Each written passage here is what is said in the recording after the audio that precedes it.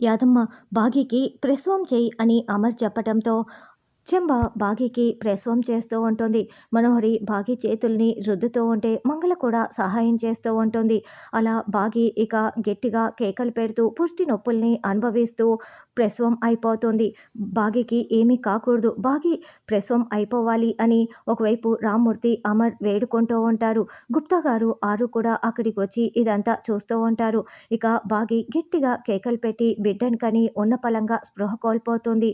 బిడ్డని చేతిలోకి తీసుకొని చూసిన చెంబ బిడ్డ ప్రాణాలతో లేదు, చనిపోయింది సార్ అని చెప్పటంతో అమర్ రామ్మూర్తి చాలా చాలా బాధపడుతూ ఉంటే రాథోడ్ పిల్లలు కూడా చాలా బాధపడుతూ ఉంటాడు.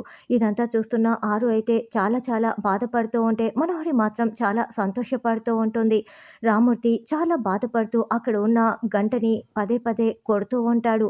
అయ్యో బిడ్డ చనిపోయిందా అని అమర్ చాలా ఏడుస్తూ ఉంటే రామ్మూర్తి అలా గుడిగంటని మోగిస్తూనే ఉంటాడు. బాగి అయితే స్పృహలో లేకపోవటం వల్ల బిడ్డ చనిపోయిందన్న విషయం బాగికి తెలీదు. అప్పుడే ఆరు ధూమ్ తక అంటూ గుప్తా గారి ఉంగరం సహాయంతో చనిపోయిన బిడ్డ దేహంలోకి ఆరు ఆత్మ ప్రవేశిస్తుంది. అలా ఎప్పుడైతే ఆరు ఆత్మ ప్రవేశిస్తుందో బిడ్డ కేకలు పెడుతూ ఏడుస్తూ ఉంటుంది.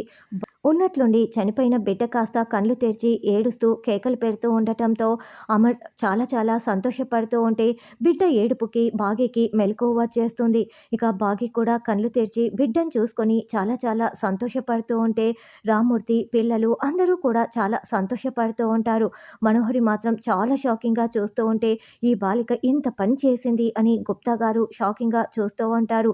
ఇక బిడ్డని చేతుల్లోకి తీసుకొని బాగీ అమర్ కన్నుల పండుగగా బిడ్డను చూసుకొని మురిసిపోతూ ఉంటారు.